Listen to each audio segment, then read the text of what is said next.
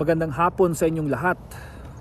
Ito po si Truth Paradox. Ngayon po ay ika-8 ng Abril taong 2024. Ngayon po ay nasa Fish Creek Park ako dito sa Calgary, Alberta, Canada.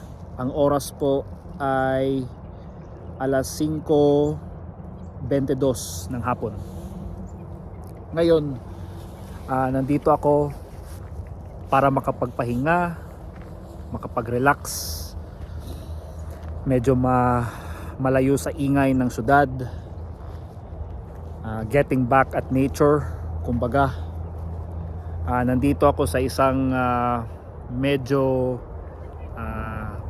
secluded na lugar dito sa Fish Creek Park, medyo malayo sa mga tao, at nakapalibot sa akin ng mga patay na puno, mga upuan at mesa. Isa po itong picnic area. Ngayon, ayaw kong pahabain ng introduction ko. Gusto kong pag-usapan ay tungkol sa letting go. Ano nga ba sa Tagalog ang letting go? Yung bagang naku po, hindi ko alam. Basta letting go. Letting go sa mga bagay-bagay. Ano bang ibig sabihin ko nito? Ang ibig sabihin ko nito ay kasi nga dito sa buhay na ating dito sa mundo na kung saan tayo ay buhay. May mga bagay-bagay na nahihirapan tayong i-give up, i-let go. At kung tatanungin niyo ako kung ano ang mga ito, ito ay napakarami. Ito, pwede ito bagay, pwede itong physical o non-physical, pwedeng kotse, pwedeng bahay mo, pwedeng trabaho mo, pwedeng pera, pwedeng gamit, pwedeng pagseskwela mo, kung ano-anong bagay. Ito po ang sasabihin ko, walang masama sa mga bagay na yun. Ang problema lang natin is pag itong mga bagay na to ang nagdidikta sa buhay mo, doon tayo may problema. Ngayon, bakit ko ito pinag-uusapan sa video na to? Kasi para sa akin, napaka-importante para sa akin na ibahagi ang aking karanasan or experience sa pagle-let go o pag-give up ng mga certain things, mga bagay-bagay para ako ay makamove on sa buhay. Ang example ko nito is pera. Ngayon, sasabihin ko dito sa video na ito, ang pera ay importante rin naman. Kasi kailangan natin ng pera para makabili ng pagkain o makapagbayad ng rent o ng ating mortgage sa ating mga bahay, makapagbayad ng gasolina sa ating kotse at kung ano-ano pa. Hindi ko sinasabing masama o mabuti ang pera, pero nakakasama ito pag ang pera ang nagdidikta sa buhay natin. For example, may ibang tao na babayaran para gumawa ng bagay, di ba? For example, ang isang hitman papatay ng tao para sa pera. For example, tayo, di ba? Magtatrabaho tayo at the right price. Ngayon, hindi ko naman sinasabing masama magtrabaho. Pero kung ano ang pwede mong gawin dahil sa pera ang nakakasama, yung kagaya ng example ko na ang isang hitman papatay ng tao at the right price. Kung iisipin mo, gagawin ng isang tao yan para lang sa pera. Ganun ka ganun kakontrolado ng pera ang buhay niya. Ngayon, kung tatanungin niyo ako, masama ba ang pera? Ika nga di nila sa Ingles, money is the root of all evil. Sa totoo lang, para sa akin ay yes and no. Totoo at hindi totoo yung statement na yun. Ngayon, totoo siya dahil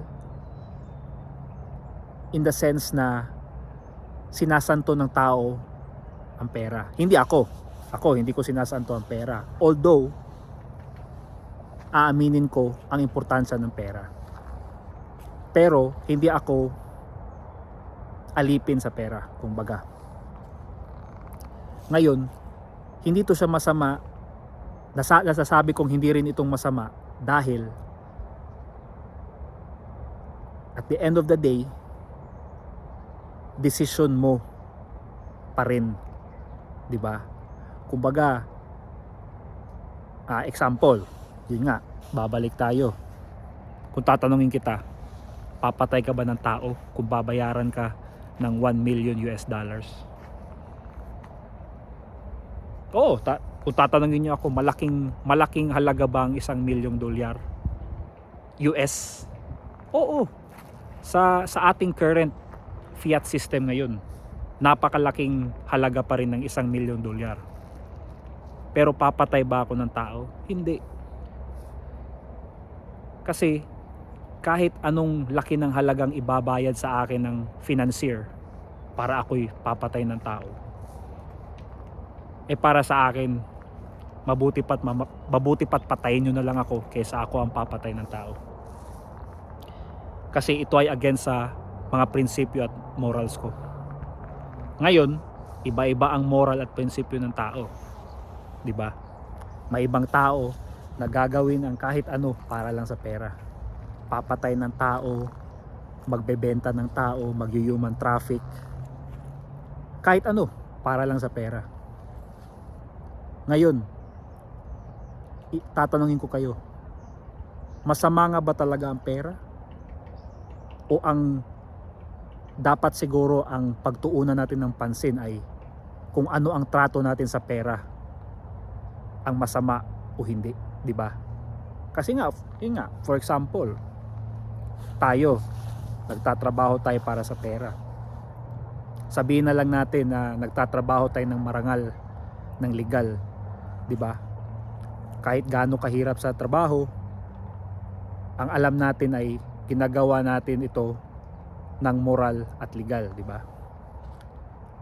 Pero may ibang tao na wala lang sa kanila yung prinsipyo. Basta pera, kahit papatay ng tao o magnanakaw ng kahit sino o ano pa bang mga krimen para lang sa pera, di ba? So ngayon, pwede nating sabihin na ang pera ay nagdudulot ng krimen o ng masamang gawain. Pero at the end of the day, decision pa rin ng tao kung gagawin niya, di ba? Yun nga, gaya nung example ko kanina. Kung example, may isang financier na sasabihan ako, oh, babayaran kita ng 10 million US dollars. Patayin mo lang ito siya. Kahit 100 mil, kahit mundo ibigay sa akin, hindi ko gagawin yan. Kasi siguradong ang spirito ko ay hindi makakatulog ng mahimbing. Ako hindi ko naman sinasabing santo ako. Pero may prinsipyo ako at morals. So ang akin lang, medyo napalayo ako dun sa original topic natin. Pero ang punto ko kasi dito is yung sinabi ko sa earlier part ng video na to, yung about letting go, di ba? Mapapera ba to o gamit o bagay o kung ano-anong material dito sa mundo. Ang mahirap kasi sa panahon natin ngayon hindi lang pera kundi mga bagay, mga recognition, mga posisyon sa corporate world or sa government. Kumbaga, sinasanto natin itong mga bagay na to. Ngayon, walang masama. Kung tatanungin niyo ako, walang masama sa pera, walang masama sa kotse, walang masama sa magandang bahay o magandang posisyon sa corporate world. Pero ang nakakasama is yung kung sasantuhin natin itong mga bagay na to, di ba? Kung ilalagay natin to sila sa pedestal, kumbaga. Tapos ang mahirap pa nito kung itong mga bagay na to ay kumokontrol sa buhay natin. Imbes na tayo ang magkokontrol ng mga bagay na yun, imbes tayo magkokontrol ng pera, ng mga bagay, ng mga kotse o kung ano-ano pa, yung mga bagay pa yung kumokontrol sa atin, di ba? So sa mga taong nakapanood na ng pelikulang Fight Club, isa sa mga paborito kong pelikula, starring Brad Pitt at Edward Norton. So yung pelikula na yun is about letting go. Letting go of things. Pera, bagay, titulo sa buhay, kotse, magandang marangyang bahay, yung luxurious life, yung kumbaga.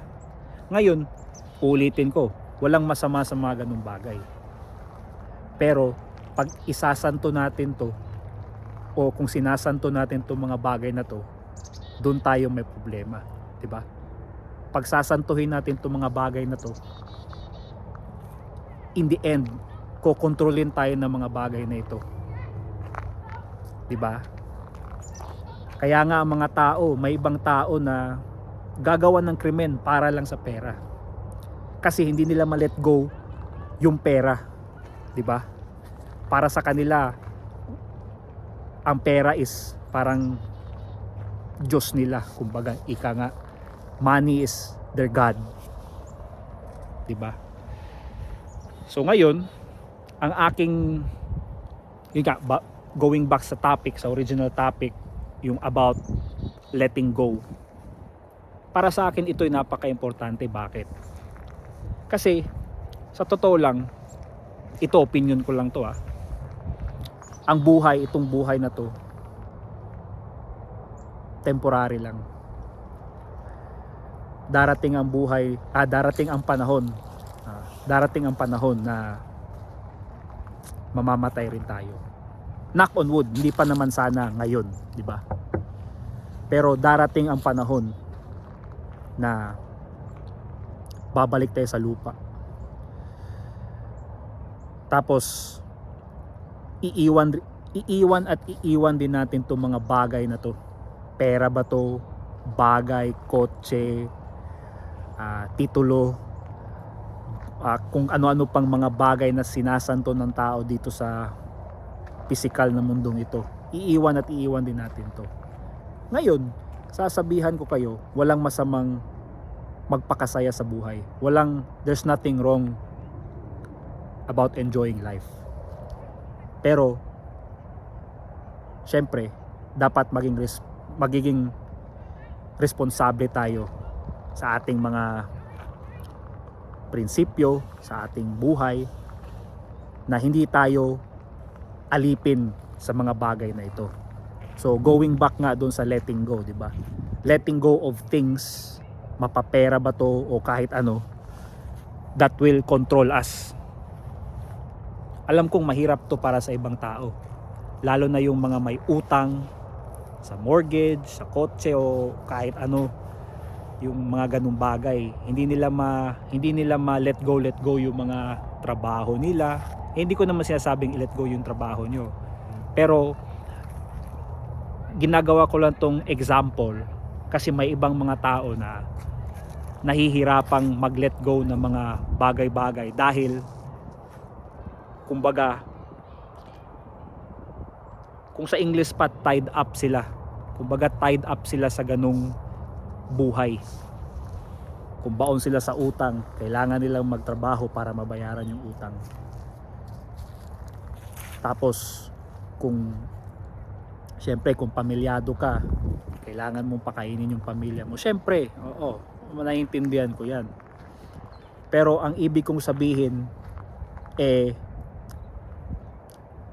hindi lang sana aabot sa punto na magiging alipin ka sa mga bagay sa buhay. Yun nga, example, pera, kotse ba yan, o trabaho mo, titulo mo dito sa buhay. Kasi lahat yan mawawala rin. Ngayon, ang akin lang naman sa video na to is gusto ko lang iparating sa mga tao na all of these things we will leave behind.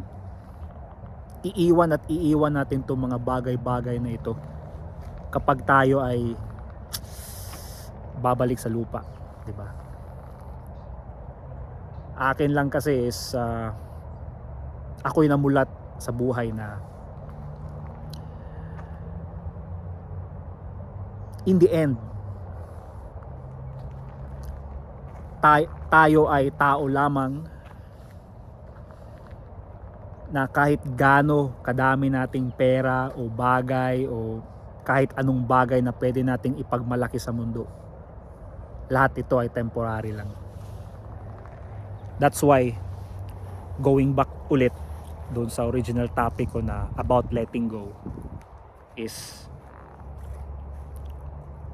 gusto ko lang iparating sa inyo ang aking opinion na sa buhay, sometimes we have to let go.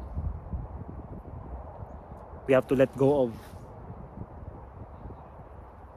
our lust for money, for things, for anything, kung kahit ano pa. Dapat hindi tayo maging alipin sa mga bagay na ito. Dapat tayo yung kumokontrol sa mga bagay na ito. Dapat hindi sila ang nagkokontrol sa atin, di ba? Yang nakikita ko sa panahon ngayon ang mga bagay na ito ang nagkokontrol sa atin. Hindi tayo ang nagkokontrol. Kabaliktaran na. Tayo yung tao, dapat tayo yung magkokontrol, hindi yung mga bagay. Ngayon, kabaliktaran. Ang mga bagay na ito ang kumokontrol sa atin. Aminin ko, may mga bagay-bagay na nagkokontrol pa rin sa akin. Hindi ako perfect. Kaya nga gusto kong iparating sa inyo na sa aking perspective, hinay-hinay kong nile-let go yung mga bagay para hindi ako ang makontrol nila, kundi ako yung kumokontrol sa kanila, di ba? So, ayaw kong pahabain tong video na ito, pero ang akin lang is gusto ko lang iparating sa inyo na don't be a slave to these things. Huwag kayong maging alipin sa mga bagay-bagay na ito, lalo na sa pera. Kasi ang pera, as I've said, bilang opinion ko, walang masama sa pera. Pero pag sasantuhin mo ang pera, nako, meron tayong problema dyan. Kasi ang buhay mo, umiikot na lang sa pera. Mamamatay rin tayo. As I've said, knock on wood, hindi pa naman sana ngayon. Pero lahat ng bagay na ito, maiiwan at maiiwan din natin. Diba?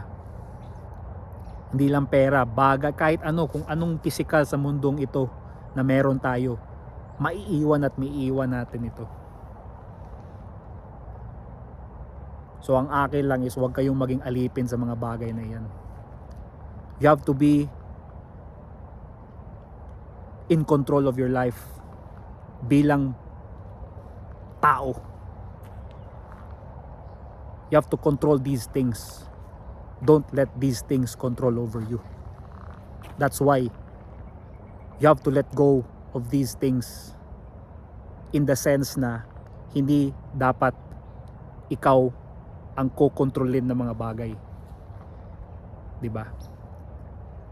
So sana maganda yung araw nyo ngayon, at sana ay may napulot kayo sa video na ito. Ang akin lang namang gustong iparating is para mamulat kayo sa buhay na hindi dapat tayo maging alipin para sa mundong ito, diba? At dapat i-enjoy natin ang ating buhay na hindi alipin sa mundong ito. Okay? Peace out. Kita tayo sa next video.